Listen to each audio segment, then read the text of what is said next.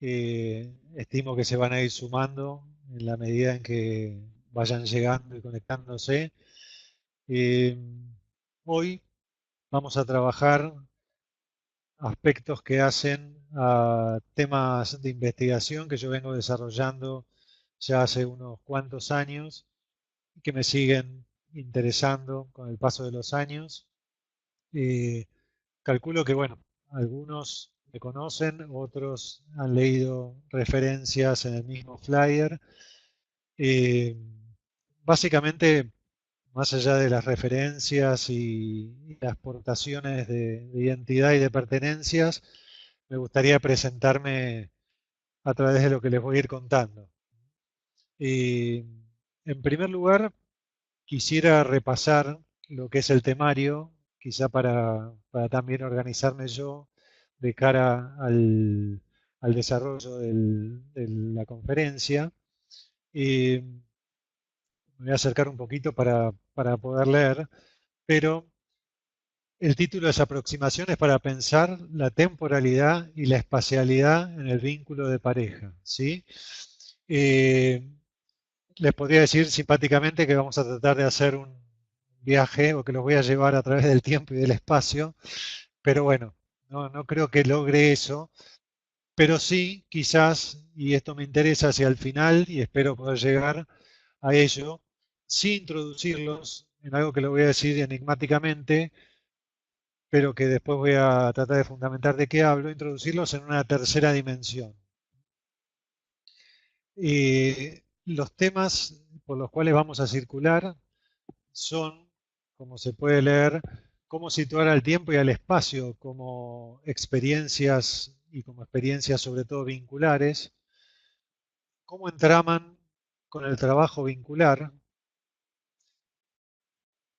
cómo dan cuenta, gracias por agrandarlo, así no cambio de anteojos, cómo dan cuenta de un estilo vincular, la modulación del tiempo-espacio entre dos como analizador que voy a tomar para poder trabajar estas cuestiones, y las condiciones actuales del despliegue de la temporalidad y la espacialidad y su relación con la tecnologización expansiva de las existencias. Estos dos últimos ítems nos van a remitir a esta idea provisoria, ¿no? Que ensayo que es como una tercera dimensión. Eh, a ver, yo les decía que estos son temas que me interesan, sobre todo el de la temporalidad, me interesa a mí, le interesó a la humanidad y siempre, quizás Borges ya decía que si había un tema de la metafísica era el tema del tiempo, el tema de la temporalidad, y que de algún modo lo acosaba esto, eh, porque bueno, es realmente todo un tema, y el de la espacialidad que está entramado con la temporalidad, y vamos a ver esto, ¿no? Como usualmente, coloquialmente y también, ¿no?, teóricamente, están emparentados junto con otras dimensiones. Yo voy a tomar estas dos. ¿Acaso voy a insinuar algo del cuerpo, de la corporalidad también? Porque es, bueno, donde se conjugan y a partir de lo cual, ¿no?, hay temporalidad y espacialidad como experiencias, ¿sí? Este, yo vengo trabajando temporalidad y espacialidad a partir de distintos tipos de problemas o de temas. En algún momento tomé el tema de la relación de la experiencia de espacialidad con la violencia, con familias, ¿sí?, donde había violencia. Tomé el tema de la temporalidad digamos, trastornos alimentarios, en lo que son las bulimias y el ciclo de atracón, ¿sí?, culpa, y depresión o angustia, arrepentimiento. Eh, Tomé el tema de la temporalidad también para pensar cuestiones que hacen a los vínculos, cuestiones que hacen a las parejas, nuevamente pensando en el tema de violencia, pero también pensando en el tema de los reproches como fenómeno clínico, y también lo tomé para describir una categoría recientemente a la que llamé, que si tenemos tiempo podemos ahondar un poquitito, pero quizá ejemplifique algo con ella, un cierto estado de asedia vincular, ¿sí? Asedia es un término un poco controvertido, un concepto un poco desconocido también, que insisto, lo pueden googlear, lo van a encontrar y si no, de todos modos voy a transmitir algo, pero que tiene que ver con un estado, la asedia como un estado eh, prioritariamente en el cual nos encontramos hoy, ¿sí? En términos generales, frente a una serie de fenómenos que también vamos a describir actuales, ¿no? Que tienen que ver con la hiperconectividad y demás, pero sobre todo también lo tomaba como un estado por el cual atraviesan o se instalan o se hunden los vínculos de pareja, ¿sí? Esto me viene bien para contarles que voy a hablar específicamente del vínculo de pareja, pero no exclusivamente, ¿no? Digamos que muchas de las cosas que podamos pensar hoy remiten a otro tipo de vínculos, no exclusivamente al de pareja. En estos recorridos siempre me gustó, me entusiasmó y me pareció interesante, bueno, pensar en las distintas posibilidades de un vínculo, en distintos tipos de vínculo, por tipos digo, en este caso, por ejemplo, un vínculo fraterno, un vínculo de pareja, un vínculo, sí, parentofilial, etcétera. Y también tipos en el sentido de, bueno, qué les está pasando en ese vínculo, ¿sí? Si hay violencia, si hay cualquier tipo de fenómenos. Y ahí pensar cómo se da la temporalidad y la espacialidad, ¿sí? Nosotros podemos pensar desde dos dimensiones, ¿no? Una que tendría que ver con que en el mundo que proyectamos, el mundo que habitamos, el mundo, ¿sí? Que promovemos con nuestro hacer, con nuestro experienciar y demás, siempre están jugadas las dimensiones de la corporalidad, la temporalidad, la espacialidad, la afectividad, el lenguaje. Y en ese sentido uno puede preguntarse, bueno, por distintos mundos, cómo se juega la espacialidad, la temporalidad en ellos. Y esto uno puede bajarlo también a la particularidad de cómo se da la temporalidad, la espacialidad en cierto tipo de vínculos, pero también en cierto tipo de formas de ser el mundo o patologías, ¿sí? Entonces uno podría pensar en una pareja violenta y podría, donde hay violencia y se desarrolla y se repite, bueno, ¿qué pasa con la dimensión de la espacialidad y de la temporalidad, ¿sí? En esa pareja? ¿Qué características tienen? Esto lo puede proyectar hacia distintas parejas que tienen o sufren el mismo fenómeno y ver si se constata algo del orden de qué pasa con la temporalidad y la espacialidad. Pero también uno puede pensar desde patologías específicas que pueden remitir ya a la particularidad de una persona u otra, de una patología u otra. Entonces uno puede pensar qué pasa en la obsesión con la espacialidad, qué pasa en la fobia con la espacialidad, qué pasa, ¿sí? En la manía con la temporalidad, etcétera, etcétera. Y uno va a encontrar que en cada una de estas patologías hay una prevalencia de el desarrollo de una problemática o algún tipo de característica singular de una de estas categorías o de estas dimensiones o experiencias, ¿no?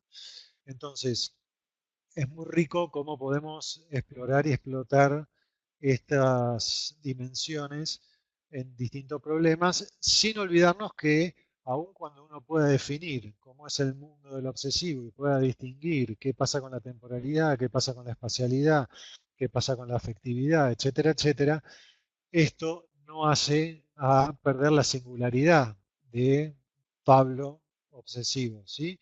Donde si bien hay cosas que podríamos tomar como constantes o invariantes, también en Pablo cobran esta especificidad que tiene que ver con, ¿sí? Aquello que hace o que deja de hacer, qué es lo que controla o no controla, por dónde pasan sus ideas obsesivas, etcétera, y eso es singular. Entonces, habiendo hecho un poco esta introducción, me gustaría pensar en términos vinculares y empezar dando una definición provisoria de lo que, a ver,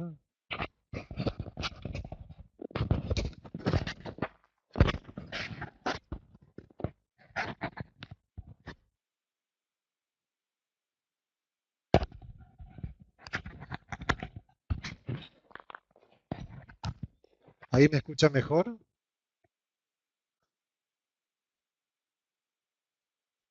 Hola, ¿me escucha mejor? ¿Estoy más cerca, un poco más lejos?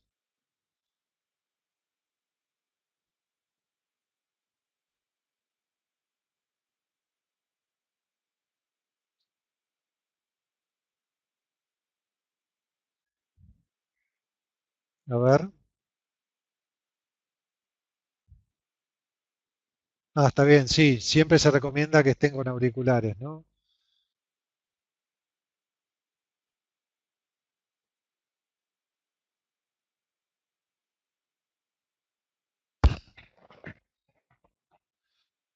Bueno, cualquier cosa me- me vuelven a avisar, ¿sí?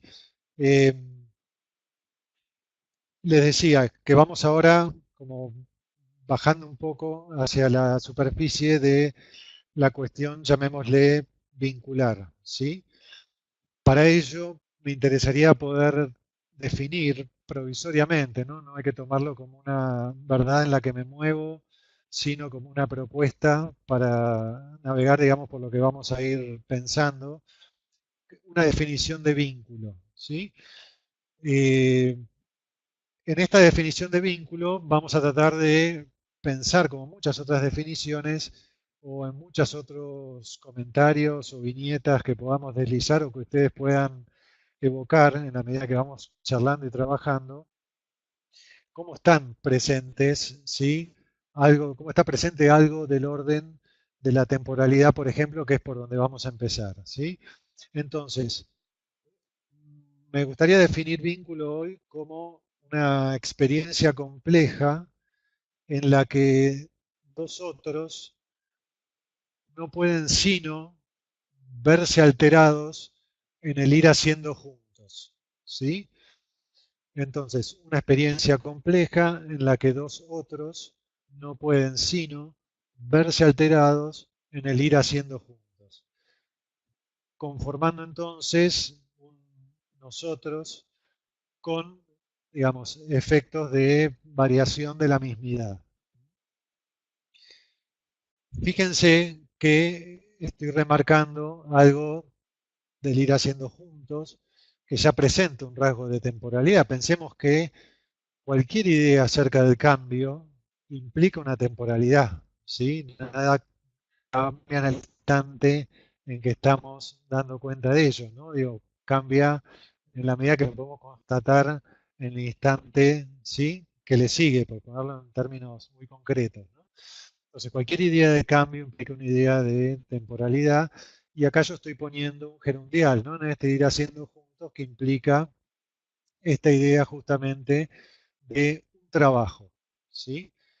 Acá voy a citar algo que claramente manejamos, o quienes estamos en el trabajo, ¿no? Con vínculos, sostenemos, que es que este ir haciendo juntos siempre implica algo que llamamos un trabajo vincular, ¿sí?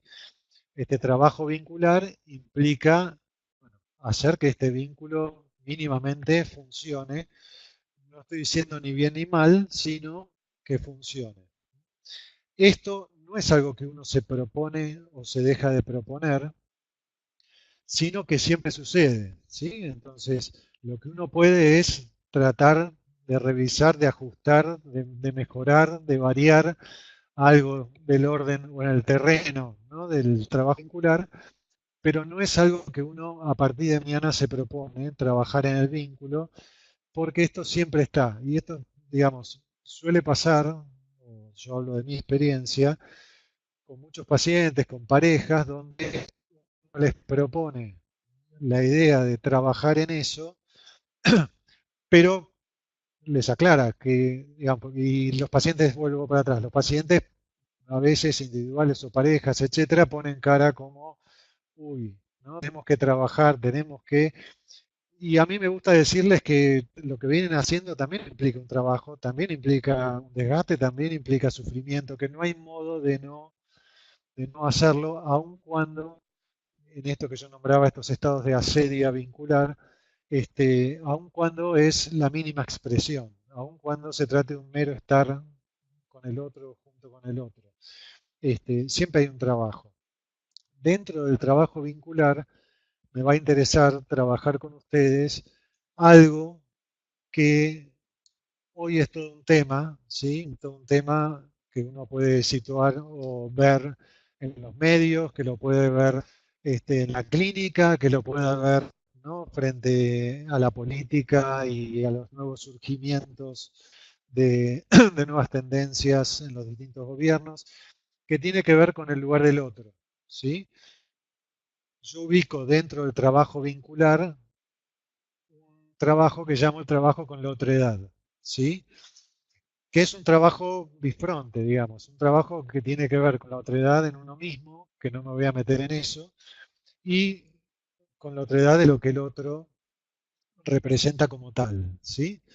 Eh, Dentro de este trabajo con la otredad voy a diferenciar dos trabajos aún más específicos, ¿sí? Un primer eje que lo llamo, estas son categorías que muchos de nosotros ya manejamos, por eso no las quiero explicar tanto teóricamente y sí les voy a pasar dos videitos en los cuales son unos pequeños cortos de 2 o 3 minutos, en los cuales me parece que quedan muy bien plasmadas y que nos permiten un poco hacer más dinámico esto y poder charlar a partir de ellos, ¿sí? Entonces retomo, un primer eje que es el trabajo, digamos, que yo llamo el saber hacer con la alteridad, ¿sí? Este saber hacer la alteridad implica un trabajo con el otro como semejante, diferente cada vez, ¿sí? Cuando uno habla de otredad, no tenemos que perder la dimensión de lo semejante, ¿sí? No es todo puramente extraño, todo puramente ajeno, ¿no? Hay algo de lo semejante que siempre me parece importante rescatar, ¿sí? Entonces, este trabajo con alteridad es el trabajo que implica un saber hacer, en el mejor de los casos, con el otro como semejante y diferente. Es la metabolización de esas diferencias una y otra vez. El otro registro es el que denominó el saber hacer con la ajenidad, ¿sí? Que tiene otra complejidad, ¿sí? Porque acá se trata de un saber hacer con aquello, ¿sí? Como eternamente incognoscible e irrepresentable del otro. Ese aspecto que algunos han llamado lo real del otro. Digamos, el primero, el de la alteridad, sería el otro real, no solo ya una relación de objeto ni demás, es el otro en su presencia. Y este segundo de la genidad tendría que ver con aquello real del otro.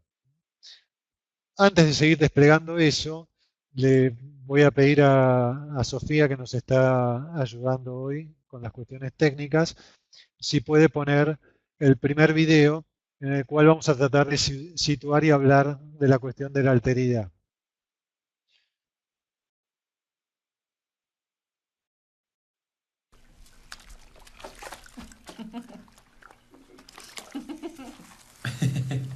Que además me haces cosquillas. ¿Sí?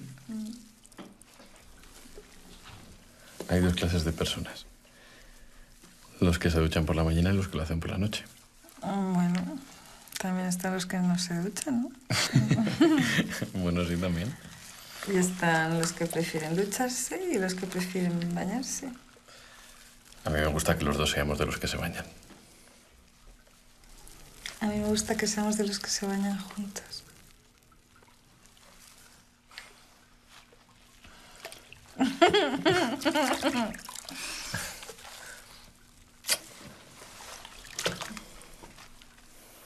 ¿Qué se ve con la cabecita?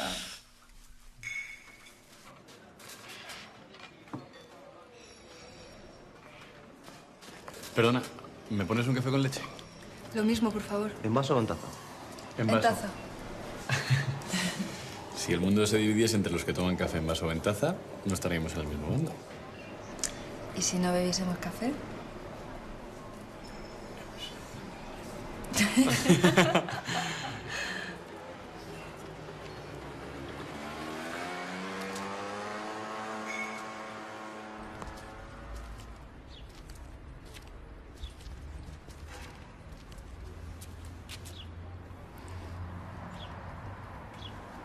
Si tuviera mucho dinero, me dedicaría a dar la vuelta al mundo. Hay dos clases de personas, las que piensan que el dinero da la felicidad y las que simplemente son felices.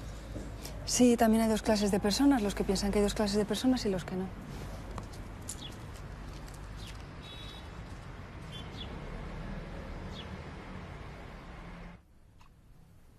¿Tú en qué sueñas?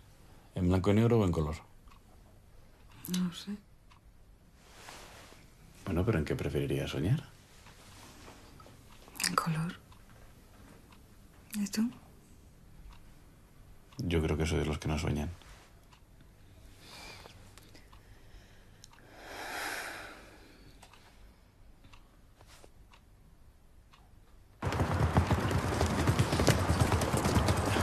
Están los que se quedan y pelean y también los que huyen.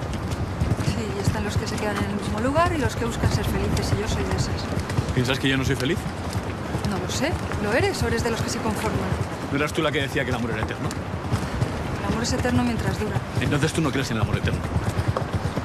Creo que te equivocas de persona. Sí. Soy de los que se confunden, de los que huyen, de los que se quejan, de los que no sueñan, pero también soy todo lo contrario, ¿no? ¿Entonces ya no hay dos clases de personas?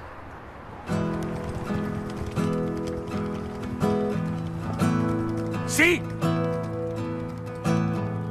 Estás tú y el resto del mundo.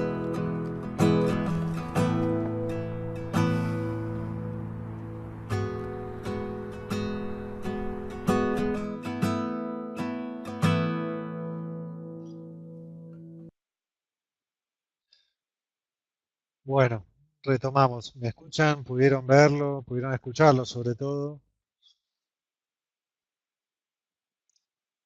Si me quieren contar, así yo sé cómo manejarme en función de ello.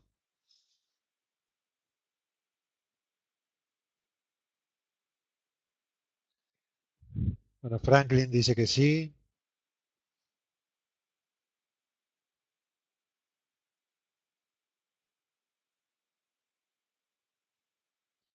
De todos modos, bueno, yo después les puedo dejar los...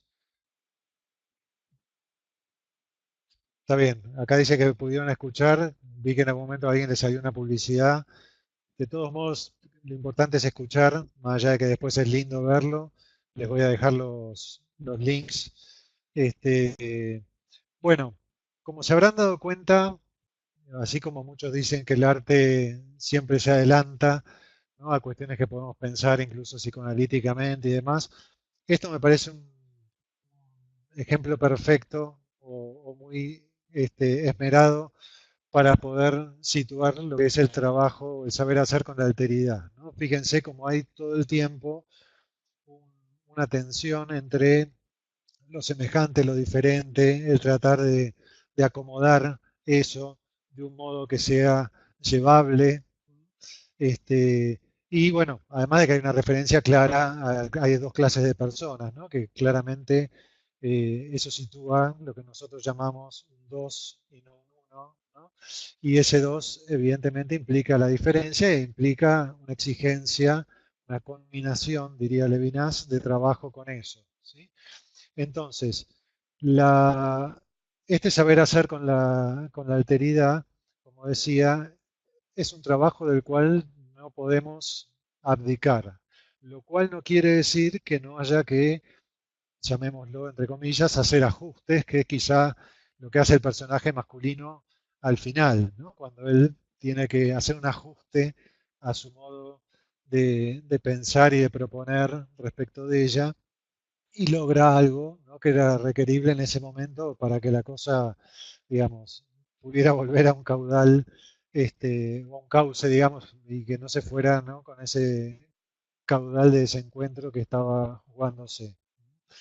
Entonces, este es un saber hacer con alteridad, y vamos ahora a ver lo de la genidad, que es un poquito, como digo, más complicado a veces de situar y de explicar, pero que también tiene que ver con algo que quizás ustedes en alguna de las otras conferencias también trabajaron o ya leyeron o estudiaron, por ejemplo, con la negatividad radical de Caes y demás, que tiene que ver con, bueno, aquello que al no ser representable y al no ser tramitable, ¿no?, con el otro, eh, tiene que quedar necesariamente en un lugar en el cual no se presentifique, porque si no tiene efectos, ¿no?, que pueden ser nefastos. Digamos, es un real que hay que mantener a raya. Entonces, vamos a ver el segundo video para trabajar este tema de la genidad y después seguimos charlando y avanzando.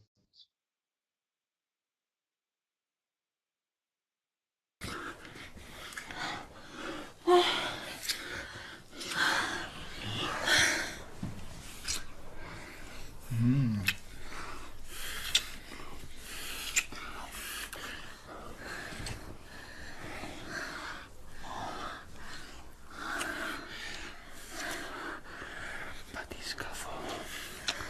¿Qué has dicho? No he dicho nada. Sí. ¿Has dicho algo? Me habrás confundido. Vamos a seguir. No puedo confundirme si te tengo aquí pegado en la oreja. Has dicho batiscafo. Bueno, puede que lo haya dicho, pero vamos a seguir.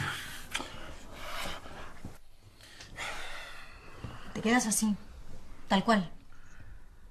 Tampoco es que haya dicho Alejandra o Antonia o el nombre de la chica. No es tan grave.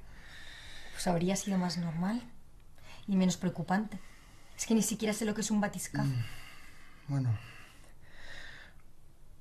un batiscafo es un vehículo de inmersión profunda. Se usa para investigar el fondo de los océanos y eso. ¿Estabas haciéndolo conmigo y pensando en submarinos? Bueno, técnicamente un batiscafo no es un submarino. Es un vehículo de inmersión Que te profunda. follen, ya Cousteau. ¿Pero por qué te pones así? Porque es una falta de respeto, porque estabas distraído y porque es raro de cojones que me hables de aparejos náuticos mientras estás dentro de mí. Lo siento. No quería ofenderte. Ya no te gusto. Pero ¿cómo no me vas a gustar? Si nos vamos a casar. ¿Y de qué vas a hablarme en la noche de bodas? ¿De periscopios? ¿De balleneros? ¿Del capitán Pescanova? Mira, Ángela, es complicado. ¿Por qué, batiscafo?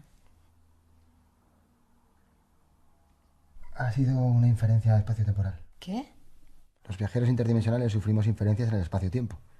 Una confusión entre las dos realidades en las que coexistimos. Lo entiendes ahora, ¿no? ¿De qué coño me estás hablando?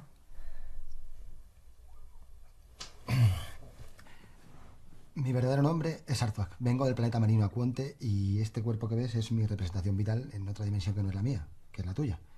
Los temibles Arzacs aniquilaron mi pueblo y yo fui el último de los anfibios que sobrevivió y que gracias al profesor Akion consiguió superar la barrera del viaje interdimensional para venir a este planeta. Y así salvaguardar el secreto de mi raza. Que no te lo he contado para que no te cabres. Me has quitado un peso de encima. Soy inmortal. Tengo 2500 años de vida. Mejor seguimos follando, ¿no?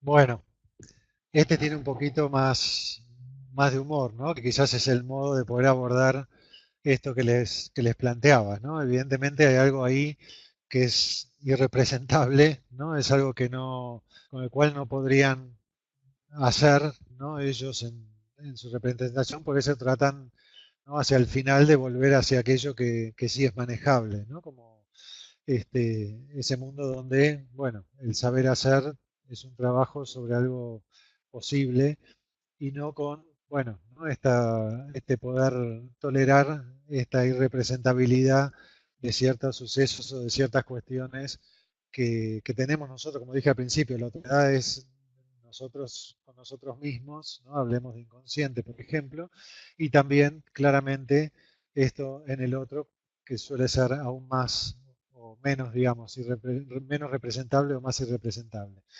Eh, Más allá del humor que plantea, más allá de que el plus es que hablan en un momento de una interferencia espacio-temporal, nada, me interesa situar estos dos registros del trabajo con la otredad, porque en estos saber hacer, ¿no?, tanto con la alteridad como con la genidad, es donde yo sitúo la idea de un estilo vincular, ¿sí? Un estilo vincular va a tener que ver con lo que yo llamo el repertorio de modos de saber hacer de un vínculo, ¿sí? Entonces, ese repertorio de saber hacer de un vínculo nos va a dar cuenta de un estilo vincular, ¿sí? Un estilo vincular que no necesariamente se va a sostener y ojalá, digamos, en el mejor de los casos, intacto a lo largo de un vínculo. Ahora vamos a empezar a hablar un poco, ¿no?, del tema del tiempo y la duración, pero sí que nos permite situar un estilo vincular, y si uno vuelve para atrás o hace un pliegue, nos va a permitir situar algo del orden de la calidad o los alcances del trabajo con la otredad de ese vínculo, ¿sí? Entonces, si uno sitúa ahí el estilo vincular o describe un estilo vincular o comprende un estilo vincular, también va a estar pudiendo dar cuenta de los alcances o la calidad del trabajo con la otredad. Pensemos que este trabajo, como decíamos, tanto el vincular como un subconjunto del trabajo con la otredad, es siempre, ¿no? Quiero refundar y reafirmar esta idea porque el otro, ¿sí?, en su alteridad de ajenidad, si no parafrasear a Levinas, diría que es un eterno porvenir, ¿sí? Así como Levinas hablaba de la muerte como un eterno porvenir, bueno, el otro también lo es. Entonces, si tenemos una idea de estilo vincular, tenemos una idea de trabajo vincular, tenemos una idea de la especificidad del trabajo con la otredad, que claramente cuando recibimos pacientes, sobre todo pensando en parejas, que es donde nos vamos a focalizar un poco hoy, cuando recibimos parejas en los consultorios, claramente hay algo de esto que está haciendo ruido, ¿sí?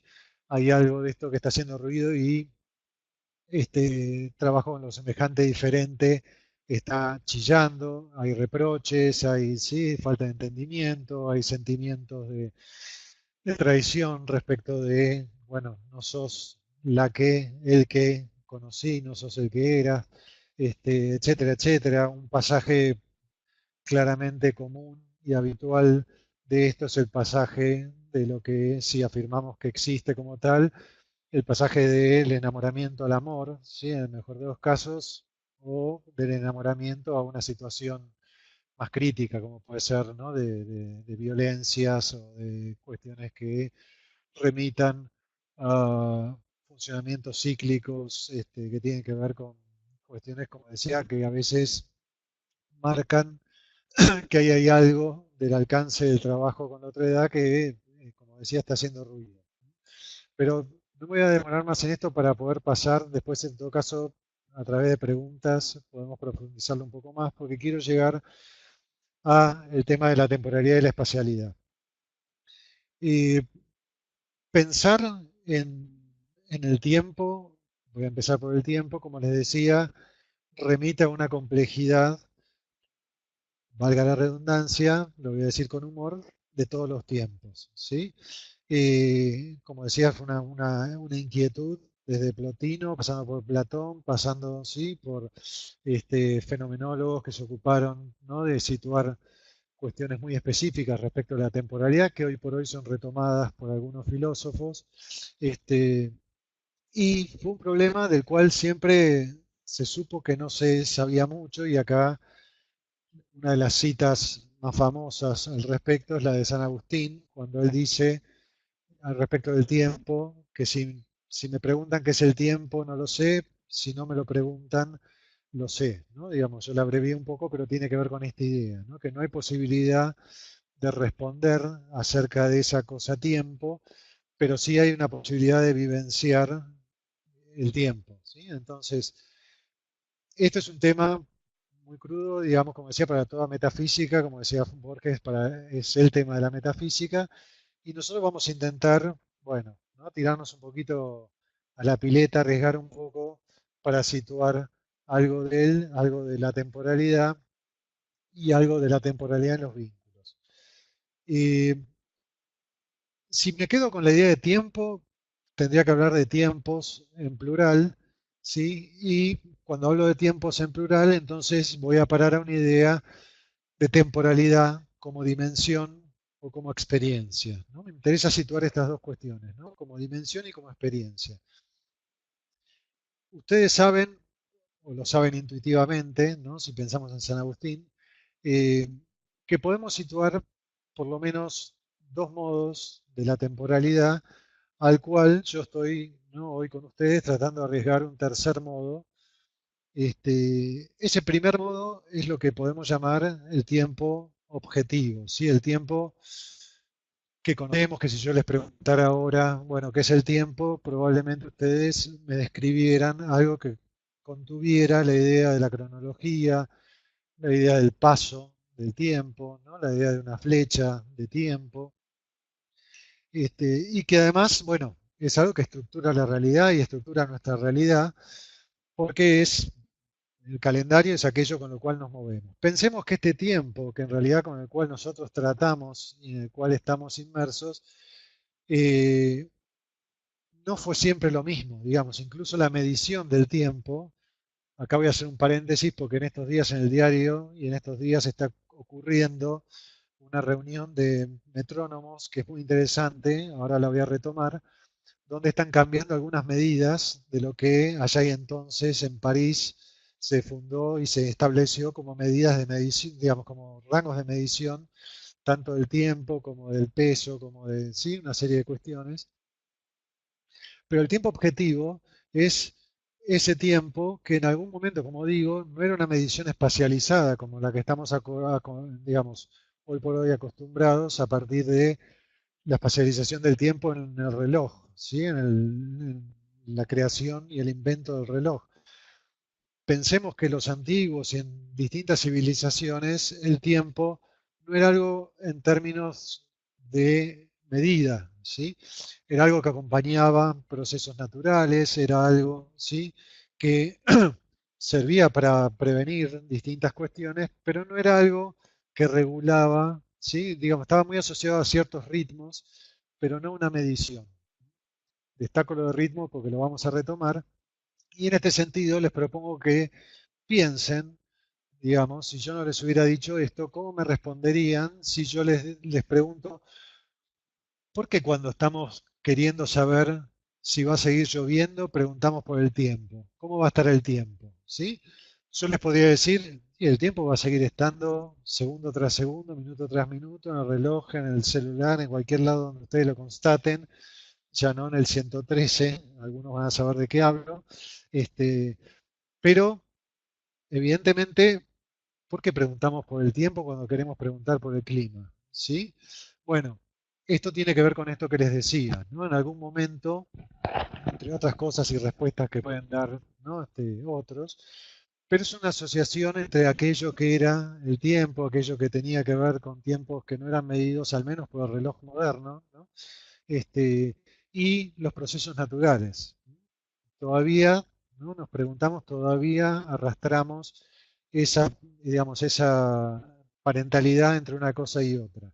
Entonces, tenemos este tiempo objetivo sobre el cual, como digo, creemos que es algo casi natural, pero es algo que se pactó, se institucionalizó, se estableció alguna vez.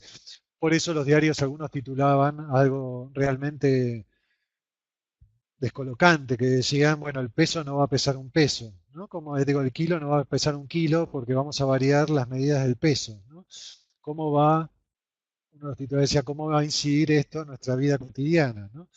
Y hay un montón de incidencias, ¿no?, que no voy a nombrar, pero que hay un montón de incidencias respecto de eso, porque bueno, es algo que está, si pensamos en una Gestalt, estaba en el fondo, ¿no? Y de repente se hace figura y nos da cuenta de que no es algo naturalizado, que no es algo que estaba inscripto en algún orden de naturaleza, sino que tiene que ver con otra cosa. Este es un primer registro. El segundo registro es lo que podemos llamar el tiempo vivido, el tiempo subjetivo, ¿no?, que es justamente cómo experienciamos esto que podríamos, como digo, entre comillas y instrumentalmente, nombrar como el tiempo objetivo, ¿sí? Esto nos damos cuenta que no tenemos las mismas sensaciones ni la misma experiencia del tiempo, aunque ese tiempo sea el mismo, ¿no? Ejemplos rápidos pueden ser, bueno, 2 minutos son 2 minutos, pero 2 minutos, ¿sí?, para saludar y besar a mi ser querido que se está yendo de viaje por un año, no son lo mismo que 2 minutos encerrados en un ascensor, ¿sí? Que no tiene puertas con rejas y que no me responden a mi llamado, ¿sí? De alarma. Entonces, objetivamente estamos hablando de 2 minutos, que son, ¿sí? 120 segundos y demás, pero la experiencia del tiempo no solo tiene que ver con dimensiones que hacen a la historia singular y a la historia de cada sujeto, sino que tienen que ver con cuestiones culturales, con cuestiones que hacen, ¿sí? También a dimensiones situacionales, ¿sí? O sea, yo puedo ser un tipo que me tomo con bastante paciencia las cosas, pero bueno, aún así, en una situación de estar encerrado en un ascensor y pasados 5 minutos, claramente esto puede variar. Y en ciertas culturas hay algo en relación a la espera, hay algo en relación a los tiempos que también cambia culturalmente, ¿sí? Digo, como una anécdota, a mí me pasa mucho acostumbrado a los mozos de Buenos Aires o a los viejos mozos de Buenos Aires que en 2 segundos estaban ahí, atendían y recordaban que yo muchas veces cuando uno va a otro país es otro ritmo, es otro, ¿no? Y yo me encontraba mirando, como ya denunciando que me estaban haciendo esperar, ¿sí? Que estaban tardando demasiado en venir a atenderme y eran otros ritmos, y no era conmigo, era con todos los que estaban ahí porque son culturas que a veces tienen que ver con otros ritmos que hasta digamos, a veces surgen de las temperaturas, surgen de distintas cuestiones. Pero bueno, esta vivencia del tiempo, evidentemente, más allá de esta anécdota más coloquial, también se da en los distintos modos de sufrimiento, ¿no? Digamos, qué pasa con el tiempo en la depresión, con la experiencia de la temporalidad, ¿sí? En la depresión, qué pasa en la manía, qué pasa, ¿sí? Como les decía al principio, en distintos tipos de circunstancias donde algo de esto se hace presente de un modo diferencial, ¿no? Entonces, pensemos en la categoría de la temporalidad donde yo estoy introduciendo no solo esta idea del tiempo objetivo y el tiempo subjetivo, que es donde más, digamos, donde mejor nos podemos mover, sino también introduciendo esta idea basada en lo situacional de un tiempo vincular, ¿sí? O sea que si el primer tiempo es el tiempo, digamos, juzgado por nadie desde ningún lugar, digamos, que quiere decir que es un tiempo objetivado que tiene que ver con una convención, el segundo tiempo tiene que ver con el vivido por mí, desde mi deseo, desde mi corporalidad. Este tercer tiempo lo podríamos nombrar como el vivido por nosotros en o desde nuestro vínculo. Un ejemplo rápido, banal pero rápido, ilustrativo de esto es cuando las parejas crean determinados modos de moverse en lo que es la experiencia de la temporalidad, crean determinados ritmos y estos ritmos son leídos por otros, ¿sí? Entonces, probablemente puedan decir frente a un evento, frente a una tardanza, frente a una llegada temprana, frente a un proyecto de encuentro, frente a lo que sea, puedan decir, bueno, pero vos viste cómo son los del Siopo, ¿no? Bueno, los del Siopo son, ¿sí? Tienen sus ritmos, tienen sus tiempos, van a estar acá 5 minutos antes, van a todas las variaciones que ustedes quieran situar al respecto. Pero ¿y de qué están hablando?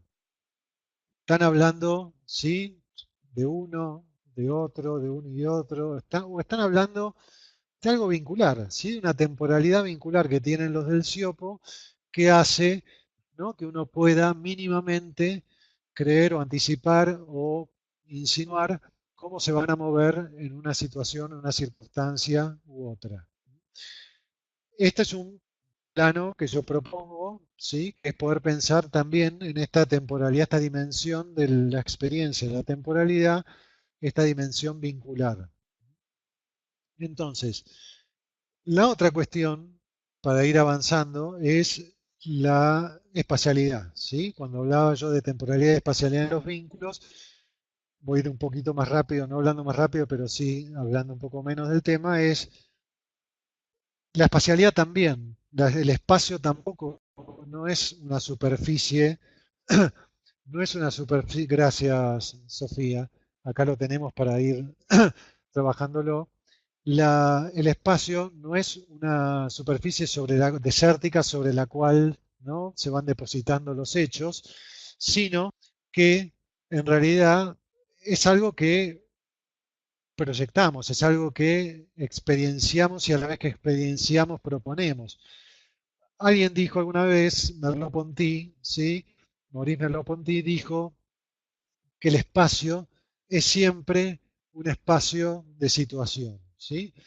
Me gustó mucho esta definición porque la uso mucho, pero además porque sitúa algo que es muy importante, que es poder pensar nuevamente no solo en mi historia, porque evidentemente en mi historia puede haber ciertas relaciones con ciertas, ¿sí?, temporalidades, espacialidades, esperas, etcétera, etcétera, por hechos que me han traumado, por hechos que me han marcado, por circunstancias vividas, sino que también hay algo de la situación que tiene en juego la historia, pero que también tiene en juego fenómenos en los cuales siempre hay otros, ¿sí? No es pensable una situación sin otros mentados, sin otros presenciales, sin otros, ¿sí?, expectantes, sin otros.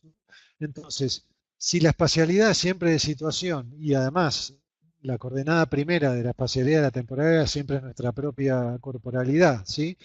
Digamos, cuando alguien dice que algo está cerca o lejos, algo próximo o cercano, es siempre desde una referencia cero, que es mi corporalidad, ¿no? Entonces, esta espacialidad de situación también tiene que ver con algo que sucede vincularmente, individualmente, y que es algo sobre el objetivo también, ¿sí? Acá otro ejemplo rápido. Si yo voy con mi amada que conocí, y voy a introducir algo del final, que conocí por Tinder y quedamos en que íbamos a ver tal o cual película y finalmente, sí, vamos a lograrlo y es como la puerta de entrada a lo que vendrá, pensamos que iba a haber entrada, sacamos la entrada y evidentemente nos dormimos, pensamos que iba a haber, era una película así, muy popular en este momento, y nos toca una butaca de separación entre uno y otro. Decimos, bueno, dale, le pedimos que se cambie, ¿no?, a quien esté ahí.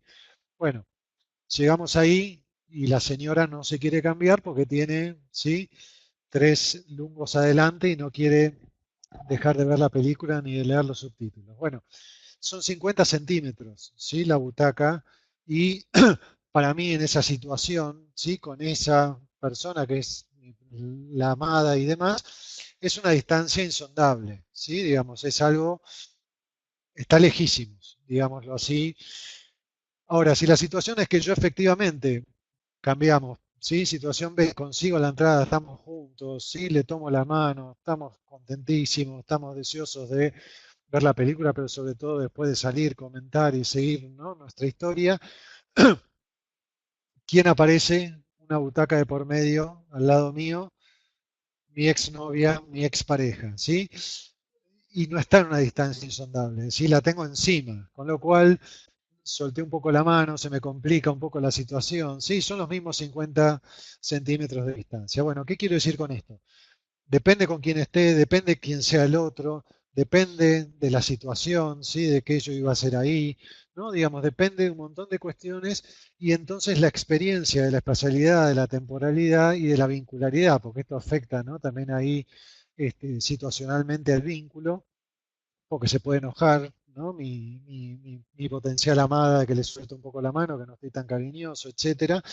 Entonces, digo, siempre están en juego y siempre comprenden algo donde es ineludible, digamos, el otro, es ineludible la cuestión vincular y es ineludible la cuestión situacional.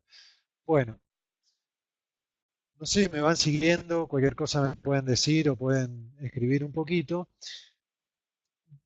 Lo que yo llamo el tiempo-espacio entre dos, como analizador de esto en los vínculos, es el confluir de estas dos experiencias, el confluir de la experiencia de la temporalidad y la espacialidad, ¿sí? Es la trama resultante de ese confluir de ambas experiencias. Entonces, ¿cómo es ese tiempo-espacio entre dos? ¿Cómo se va configurando? Es lo que me parece a mí que podemos leer o yo puedo proponerles pensar desde dos tipos de modos en que esto se puede configurar, ¿sí?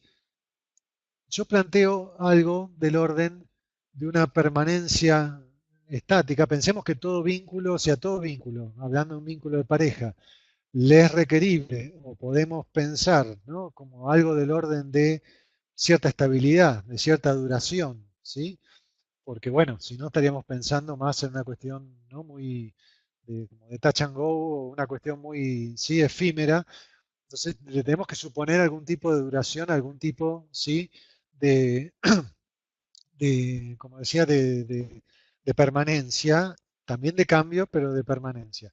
Entonces, si uno habla de duración, a mí me gustó mucho una frase que leí ahora de Bergson. Bergson trabajó mucho el tema de la temporalidad, pero que Berardi lo cita en su último libro, Franco Bifo Berardi, donde él dice, dice, cuanto más profundicemos en la naturaleza del tiempo, más comprenderemos que duración significa invención, creación de formas, elaboración continua de lo absolutamente nuevo, ¿sí? ¿Por qué? Porque cuando uno busca en el diccionario, por ejemplo, la idea de duración o la idea de permanencia, una de las primeras acepciones que van a encontrar es que duración es aquello que no cambia, ¿sí? Es aquello que se mantiene incólume, se mantiene como está, digamos, y no se presta a la idea de cambio, ¿sí? La otra definición que van a encontrar es justamente la que dice que es aquello que cambia, que tiene que ver con aquello que pierde y recupera el equilibrio, ¿sí?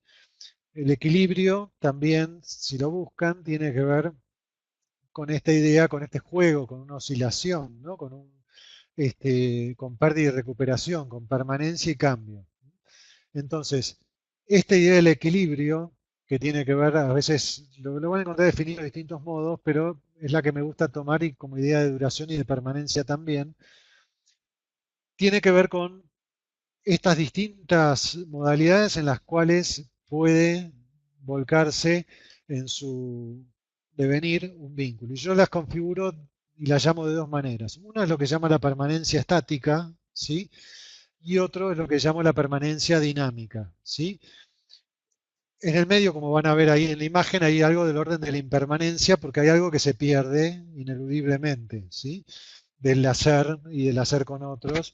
Hay algo que se pierde y se recupera alguna vez, ¿no? Y a veces cosas que se pierden y se sabe que se pierden y que no están, ¿no? Uno no puede abarcar todo lo que experiencia en ningún sentido. Entonces, menos con el otro. La permanencia estática tiene que ver con esa configuración en la cual, ¿sí?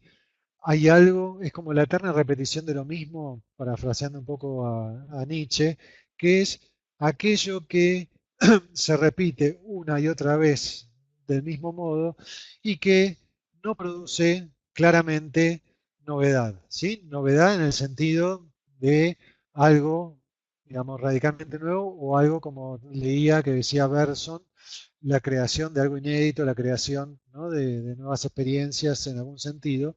Y en esta configuración de la permanencia estática podemos situar distintos tipos de fenómenos, ¿sí? Podemos situar los ciclos de la violencia en una pareja donde se repite una y otra vez, ¿sí? El acto violento en sí mismo, el arrepentimiento, ¿sí? La disculpa de la víctima, la promesa, etcétera, hasta que esto vuelve a relanzarse y vuelve, ¿sí? Por eso muchas veces se dice, bueno, ¿cómo salir de ese círculo? ¿Cómo salir de ese ciclo? ¿Sí? También, como les dije al principio, se puede situar la permanencia estática en un vínculo cuando hay algo de esto que yo nombraba como la asedia vincular, ¿sí? Esas parejas que, como me dijo una pareja una vez, estamos y punto, ¿sí? Estamos y punto quería decir, dicho por uno y otro, algo que Espósito, Roberto Espósito nombraba, no hablando de parejas, pero hablaba y nombraba como la la nuda con esperen que se los no, la nuda conexión de la no relación, ¿sí? Digamos, como que hay algo de esa conexión básica que no implica, ¿sí? Ningún tipo de interacción enriquecedora ni complejizante y que lleva a estos lugares de estamos y punto, que a veces son, bueno, modos de garantizarse, esto se ve mucho en la tercera edad, ¿no? Como ese estar y punto es suficiente, ¿no? Como como posibilidad o como constatación de que hay un alguien ahí con el cual permanecer o con el cual sí, acompañarse, con el cual morir.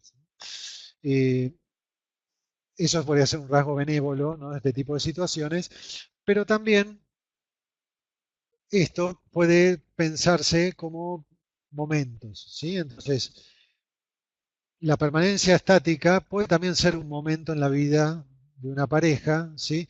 Puede ser un momento dentro de un estilo vincular, ¿sí? Porque como decíamos, el estilo vincular también puede ir cambiando, puede ir variando, ¿sí? Entonces, muchas veces el pasaje de la preponderancia de una configuración de permanencia estática a una permanencia dinámica y viceversa es algo que uno puede constatar, ¿sí? Lo puede constatar a veces al momento del nacimiento de un hijo, al momento de una mudanza, al momento de algún tipo de episodio, ¿sí?, de ruptura, de infidelidad, etcétera, en la misma pareja.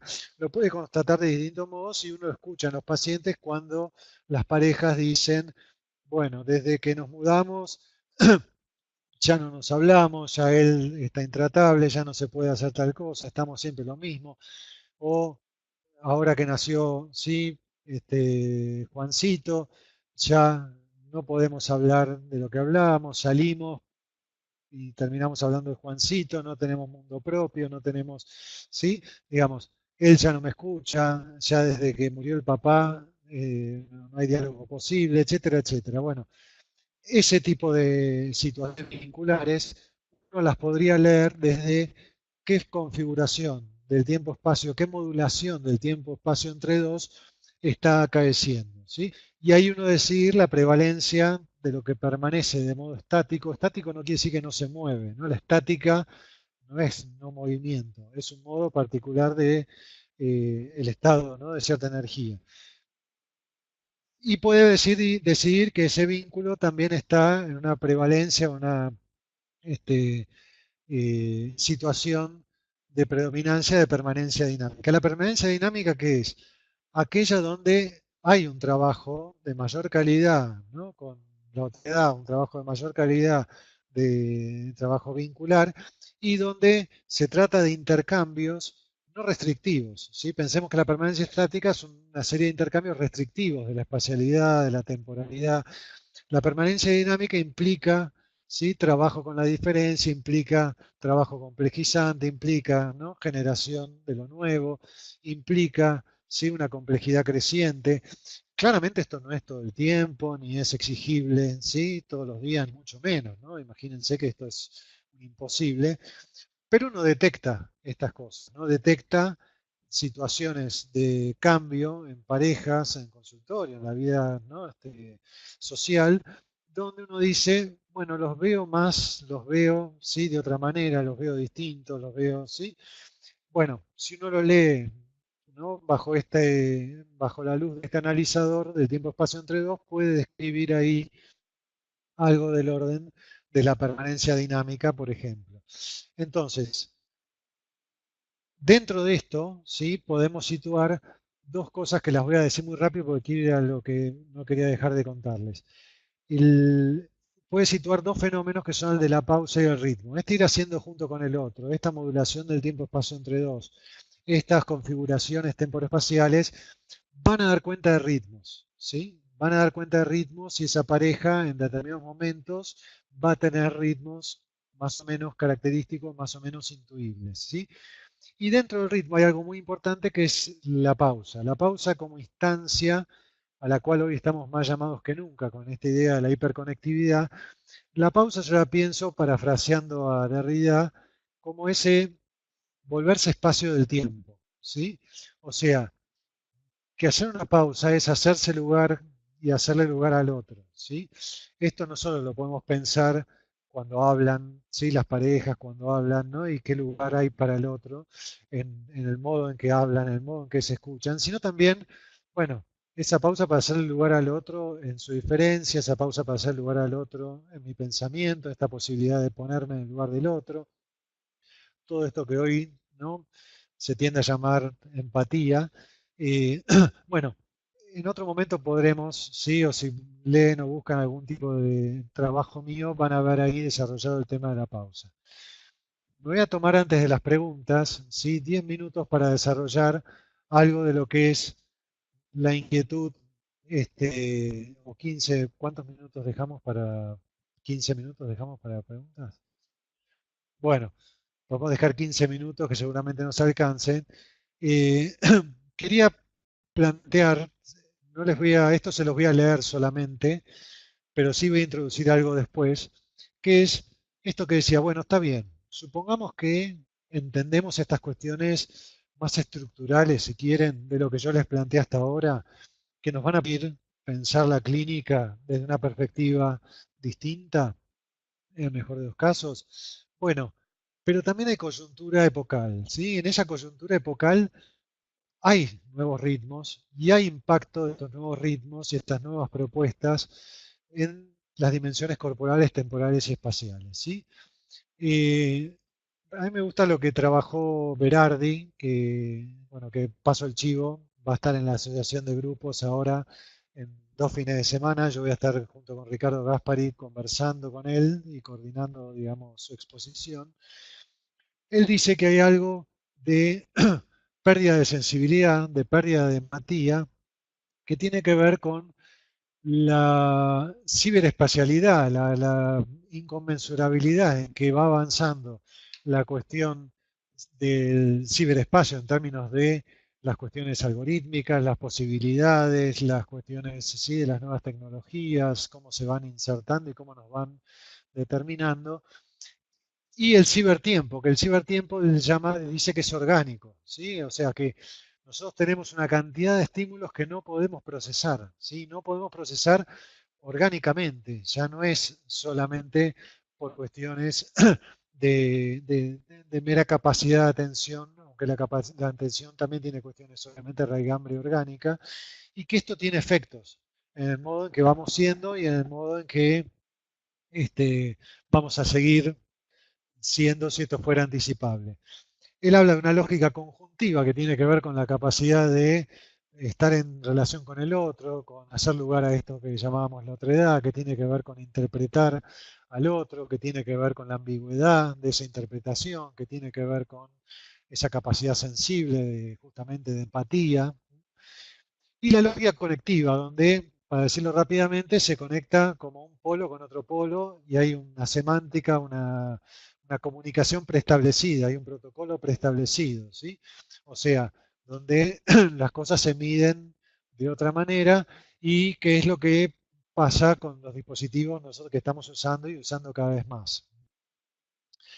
Entonces, él dice que esta propuesta, este pasaje de la lógica conjuntiva a la lógica conectiva nos lleva cada vez más a retirarnos del contacto, del entrecuerpos, de la capacidad sensible, etcétera, etcétera, para privilegiar otros tipos de contacto que, ni mejores ni peores, distintos, pero que tienen efectos. Entonces, yo les voy a, digamos, a leer estas dos ideas que yo estoy trabajando, investigando ahora, con 2 frases para fijarlas, y les voy a pasar 2 videitos muy cortitos para saber de qué estamos hablando, ¿sí? Yo llamo la diversificación de los modos de encuentro, la delegación y la desrelocalización del saber, ¿sí? Acá hay una cita de Eric Sadin, si lo decimos en francés, que trabaja mucho estas cosas, y él dice, la proximidad física constitutiva del juego social ya no está inducida por la primacía del contacto carnal, sino por la producción previa de flujos electrónicos susceptibles de organizar en diferido el encuentro localizado entre los cuerpos.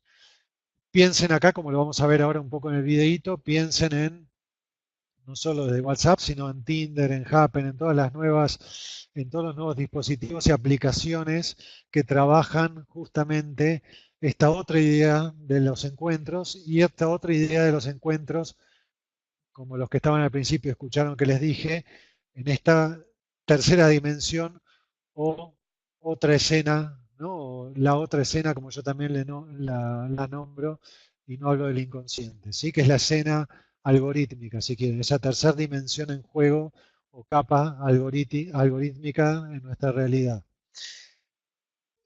Y la otra cuestión es el tema de los efectos de verdad y los mecanismos de sanción en la vida digital, ¿sí? La disponibilidad y el control.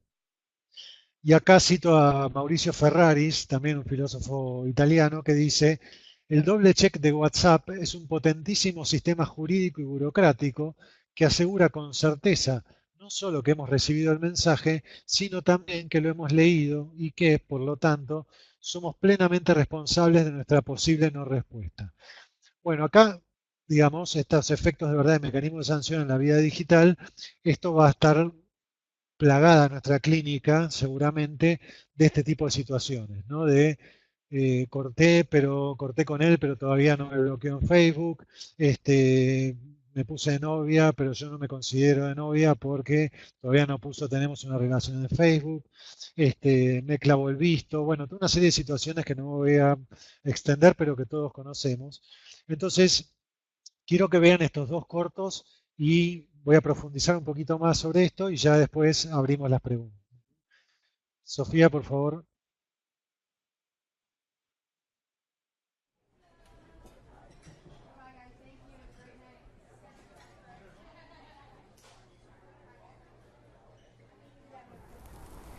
Es que llevamos aquí media hora. ¿Qué te ha parecido? Bueno, pues empieza tú, ¿no? Vale. No te cortes, ¿eh? Es que no quiero decir algo que te moleste. Ah, bueno, no te preocupes.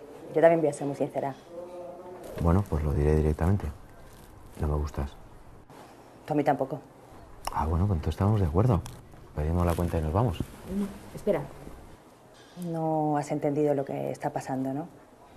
Yo no te gusto, tú a mí no me gustas. No hay nada más que entender. No, si eso está claro. Siento que no eres mi tipo. No, ni tú el mío. Oye, que no es nada personal, ¿eh? No, claro que no. Yo no tengo nada contra ti. No serán las putas feromonas. ¿Eh? La química. Ah, sí, lo que sea. ¿Podemos pedir la cuenta ya? No, es que de verdad creo que deberíamos pensar un poco más en todo esto, ¿no te parece? ¿Para qué? Mira, es que yo te miro y no veo nada en ti que me guste. O sea, ni tu voz, ni tus manos, que son las primeras cosas en las que yo me fijo. A mí tu voz tampoco me gusta. ¿Ves? ¿El qué? Que los dos le damos importancia a la voz. Es una afinidad. La aplicación lo sabe y por eso nos ha citado. Seguro que tenemos más cosas en común que la aplicación sabe y que nosotros todavía no. Ya, pero es que a mí no me apetece descubrirlas. No, a mí tampoco, ¿eh? Bueno, pues entonces no vamos a seguir juntos solo porque lo diga una aplicación, ¿no? Es un poco absurdo. No tanto. La aplicación sabe mucho de nosotros. Lee nuestros mails, conoce nuestras redes sociales. Todo es para mejorar el algoritmo. Claro. Conoce los vídeos que vemos en YouTube. Nos conoce más que nosotros mismos. Es Big Data. Ya, pero es que a mí lo que me pide el cuerpo es perderte de vista lo antes posible. ¿Ves? Nos parecemos. Tú usas Google Maps, ¿no? Sí. ¿Y alguna vez te ha dado una ruta que tú no elegirías? Sí, Y tú obedeces. porque Google tiene la información del tráfico, las mejores rutas de la gente de la zona. Que el algoritmo tiene más información que tú. Y tú te fías más del algoritmo que de ti mismo. Pues aquí es igual. Pero es que tú a mí no me gustas nada. Mira, ahora mismo yo siento un rechazo por ti enorme. No, yo por ti. Mucho. Sí, pero es que lo que tú y yo sintamos no es tan importante como la información que tiene la aplicación. No sé. Yo creo que deberíamos probar. ¿Tú crees? Soy tu tipo que esperabas, el del bañador de rayas. A 50 metros, agarre su mano. Tu chico listo, la función. En la del bifurcación, algoritmo. dense un beso. Tengo pena, tengo gloria, la vida es como una. Usted ha llegado a su destino. De la sombra, de la soledad.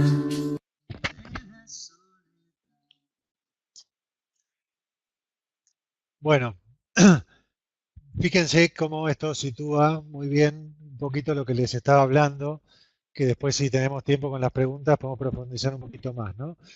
Nosotros simpáticamente podemos usar Google Maps, Waze y pensar que esa delegación de saber en la aplicación, bueno, no tiene mayor incidencia, aunque se sabe que sí tiene mayor incidencia a nivel cerebral, inclusive a nivel neuronal, ¿no? Zonas que dejamos de usar. Pero piensen esto, ¿no? ¿Cómo sería un mundo en el cual lo que pasa entre los cuerpos, ¿sí? Por eso hablaba de Berardi, lo que él planteaba, lo que pasa entre los cuerpos no tiene prevalencia, ¿sí? Respecto de lo que viene dicho o inducido previamente por otro tipo de escena, ¿sí? En este caso lo llamaríamos rápidamente la escena algorítmica, ¿no? ¿Sería posible esto? ¿Hay algo como irreductible de lo que dicen los cuerpos?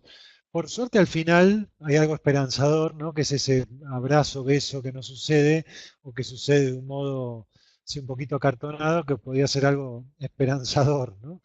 Pero ¿dónde va a quedar esto de la, digo, si así fuera ¿no? Y avanzar de este modo, esto de la química, ¿no? Digamos, la química entre los cuerpos, ¿no? La sensibilidad en ese sentido. Bueno, esto es algo terreno de investigación donde, digamos, estoy pensando varias cosas, pero que ahora no vamos a tener tiempo. Y sí me quiero meter con el segundo video que tiene que ver con esto, sobre todo el tema WhatsApp, que es donde vamos a encontrar mayores ejemplos y ustedes van a evocar mayores ejemplos. Entonces vamos con el último video. Este hotel pequeño de Murcia no saldría barato, pero a mí me gusta más esto. Cabaña en los Pirineos, con su chimenea, su alfombra de oso. ¿Qué te parece? Bien, bonito, muy bonito. Cariño, ¿qué te pasa? Que está rarísimo. Nada. Miguel. Nada. Oye, que ayer te envié un WhatsApp. ¿Y? Que te mandé un WhatsApp y no me contestaste. Pues no sé, no me llegaría, ¿eh? Hizo el doble check. ¿Qué? Que hizo el doble check, las Vs verdes. Ya sé lo que es el doble check. Eso es que lo leíste. No, ¿sabes que esto del WhatsApp va como el culo? ¿Joder qué? Pues que vale que no me contestes, pero que encima me mientas. Mi amor, ¿estás en serio? Porque te juro que me estoy rayando. A ver, ¿a qué hora me lo enviaste? A las 23:26. Bueno, hay 27 hizo el doble Y check. dale, con el doble check, que llegué cansada del curro y me acosté directamente ya. Ah, te acostaste ya. ¿Ya qué? Pues que ponía que estabas en línea, Lucy. Que estaba durmiendo. Que esto tampoco va a ir todo milimetrado. Milimetrado quizás no. Yo solo digo que a las 6:18 de la mañana fue tu última conexión. Saber con quién estarías hablando. ¿Perdón? ¿Me estás diciendo que te estoy poniendo los cuernos? ¿Es eso? Para yo enterarme también de qué estamos hablando. No. Lo has dicho tú, ¿eh? No yo. A ver, cariño, ¿de verdad que estamos discutiendo por esto? Ey, ¿te fías más del WhatsApp que de mí? Revisa el doble check. Lo has leído. Que le den por culo al doble check. Ya, mí, déjate ya de la hostia, está el doble check. Doble check.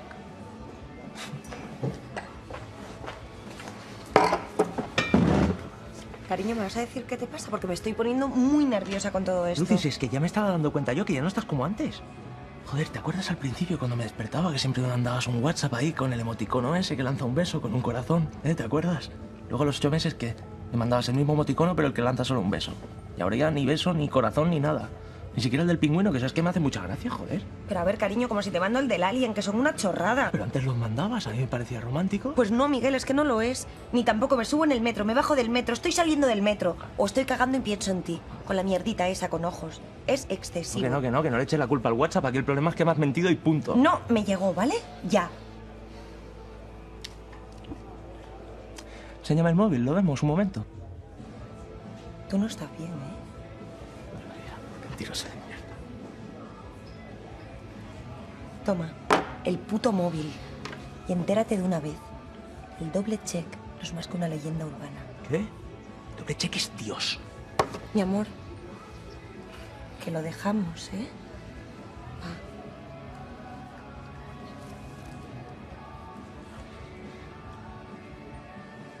No ves, joder, 23-27, te lo he dicho que había hecho el doble check. Y con pingüino y todo. Buenas noches, Lucy, te quiero. Adiós, Miguel. Coño, contesta, di algo. ¿Qué quieres que te diga? Ya lo sabes, ¿no? Bueno, dilo, coño. Yo creo que ya no te quiero.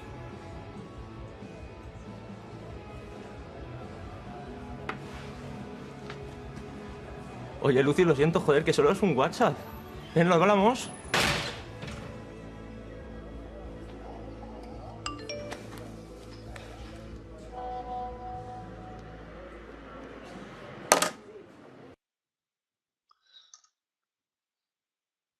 Bueno, esto es algo que constantemente, ¿sí?, constatamos tanto en la clínica como en la vida, ¿no?, de cada uno de nosotros, pero que tiene que ver más allá de la anécdota, de cómo suceden todas estas cosas, otra vez, ¿no?, la superposición de escenas, de dimensiones, ¿no?, donde el cuerpo a cuerpo, lo que te digo, ¿no?, de lo que te elegís fiar, empieza a ser, digamos, aquello que tenga que ver con cómo me mirás, cómo me hablás, cómo me decís, cómo te percibo, cómo te siento, empieza a ser delegado en datos que provienen de aplicaciones o datos que provienen de otra escena. Y esta otra escena empieza a tener efectos y a decidir por el cuerpo a cuerpo.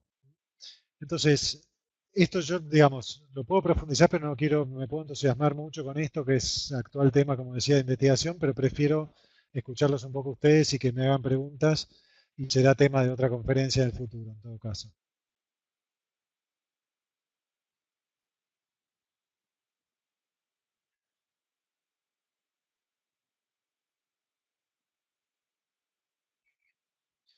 Si se animan, van escribiendo preguntas, comentarios o tema.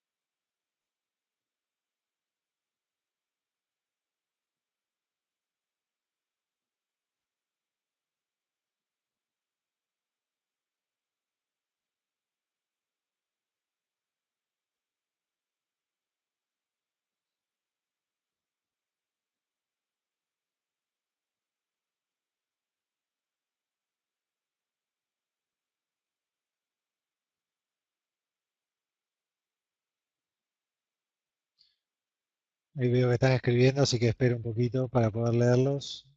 En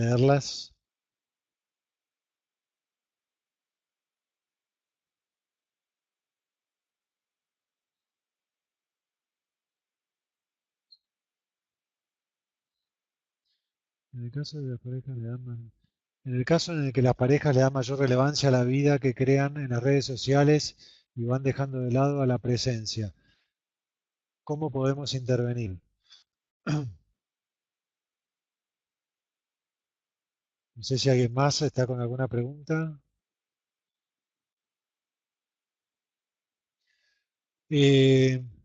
A ver, esto es un tema, ¿no? Porque, digamos, lo que está claro es que uno no puede ir en contra o a favor de algo, ¿sí? Uno no puede ir en contra, digamos, las redes sociales no son el demonio, uno no puede demonizarlas, ¿no?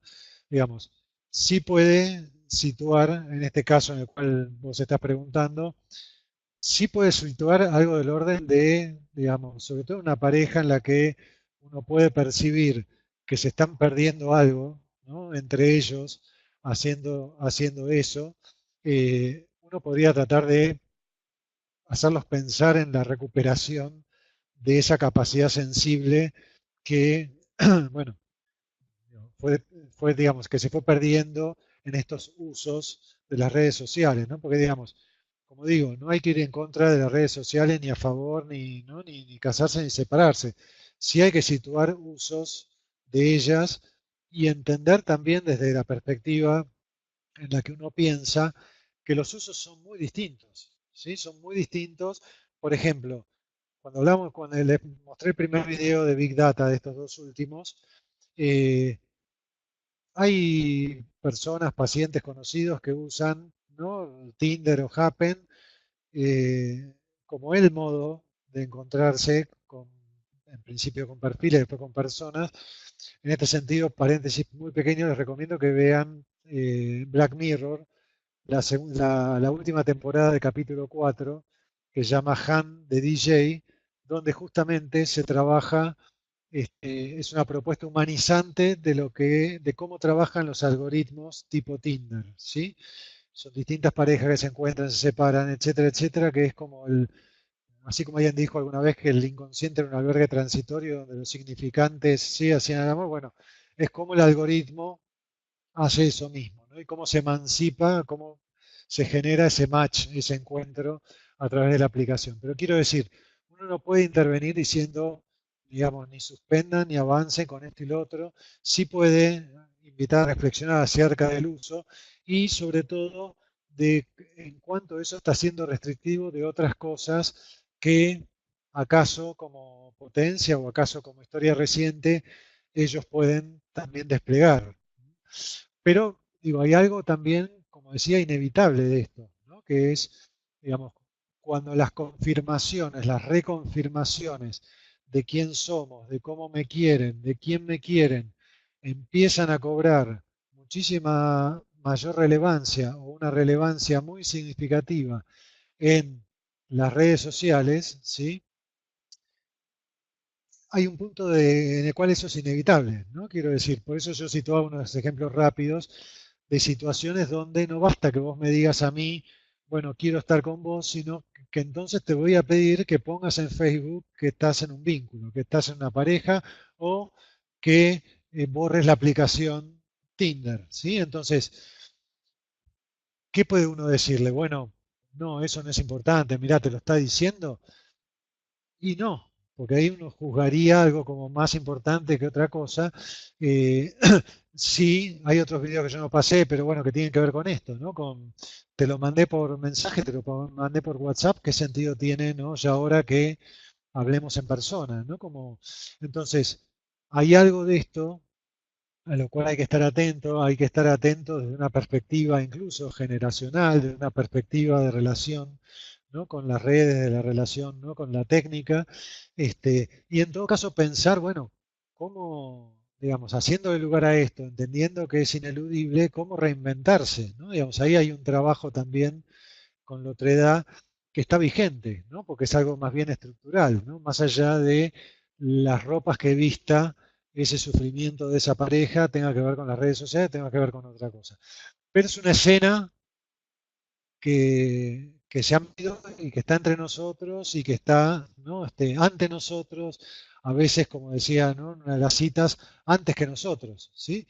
Quiero decir, llegamos a los encuentros habiendo, ¿sí? Sido guiados, habiendo, ¿sí? Confirmado, habiendo delegado un montón de funciones y de saberes en las tecnologías, ¿sí? Para salir, para ver el clima, para esto, para lo otro, y también para el encuentro con los otros, para saber con qué cara llego, para saber si me contestó, si me clavó el visto, etcétera, etcétera. Eso condiciona el momento en el cual me encuentro con el otro, en el cual hablo con el otro, y esto pasa, y tenemos que ajustarnos, ¿no? Y en la consulta, en la clínica también. ¿Cuántas veces hace un tiempo, hace varios años, uno se veía tentado de decirle a un paciente cuando él decía, bueno, hablé con fulanita y hacía esto, ¿no? Uno le decía, bueno, pero hablaste, porque uno tenía la idea de que hablar era presencial, la voz, etcétera.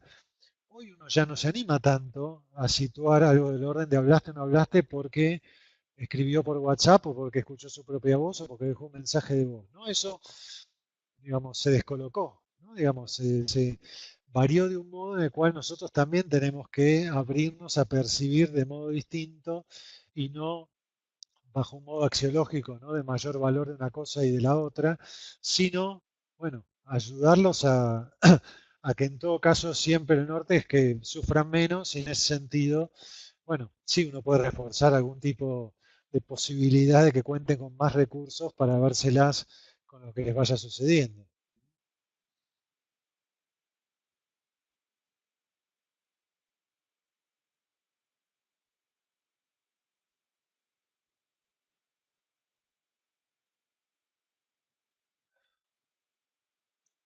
Bueno, gracias Alejandra. No sé, Domingo, estabas escribiendo algo también.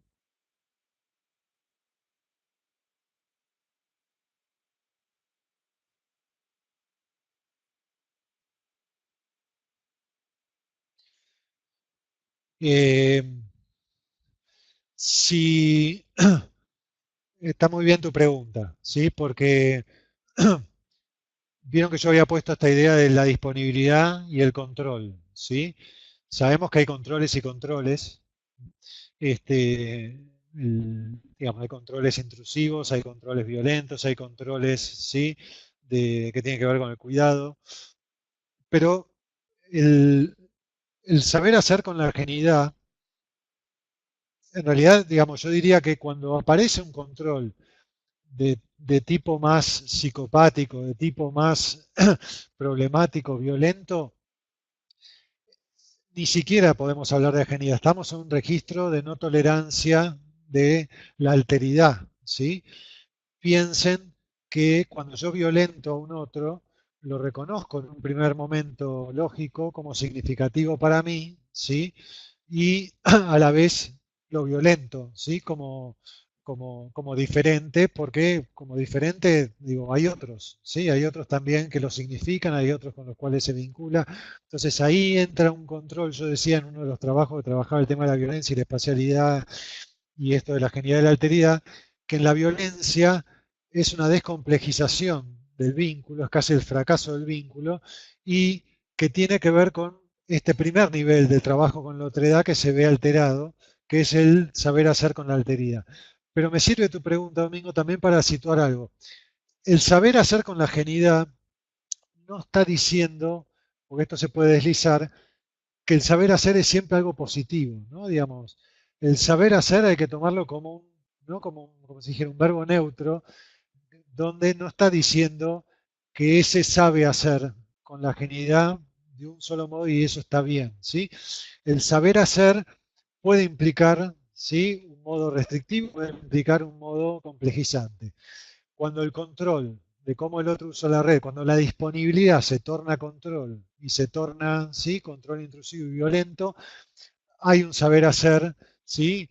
Claramente restrictivo, claramente, ¿sí? Digamos, en algún punto, si querés llamarlo patológico, psicopático, como, ¿no? Digamos, podemos caracterizar, o que tiene que ver con claramente a nivel singular, ¿no? Una serie de inseguridades, de cuestiones en las cuales son trabajables a veces no, ¿no? A veces si uno logra situar con la pareja o con el paciente individual que lo que está pidiendo es una reconfirmación del otro, ¿no? De ser elegido, y el otro lo puede percibir, puede sensibilizar y empatizar con eso, entonces puede actuar en consecuencia, bueno, no puede disolver estos mecanismos de control críticos.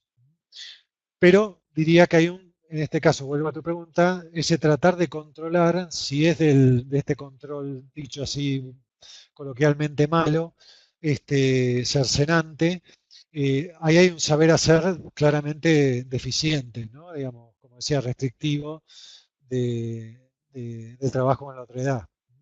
Pero digo, ni siquiera el nivel de ajenidad, ¿no? Es el nivel de la alteridad misma, ¿no? Del otro como semejante y diferente. No tolero que sea diferente a quien yo quiero que sea, a quien yo conocí, ¿no? A quien del cual yo me enamoré, ¿no? Digamos, no se puede correr ni un centímetro de eso, y ahí es donde se despierta, ¿no? Quien no puede procesar eso suficientemente o no puede hacer un trabajo con, ¿no? Con la otredad suficiente, entonces, bueno, claramente puede venir en este control. Bueno, seguiría charlando, como digo, tendrá lugar en otra ocasión, en otro momento. Bueno, espero que lo hayan podido aprovechar y bueno, y me despido. No sé si hay algún comentario más. Muchas gracias. La inclusión de nuevas tecnologías nos interpela continuamente. Investigo este tema desde el año 96 de la psicología social. Bueno, Marta, qué bueno. Podemos intercambiar. Ahora, no sé, en el final está mi mail como referencia en en el último slide, digamos, de la presentación, así que lo puedes tomar y si querés podemos seguir charlando un poco acerca de esto. Bueno, muchas gracias a ustedes y me voy despidiendo. Hasta luego Alejandra, hasta luego Franklin, hasta luego Marta. y algunos otros que estén por ahí.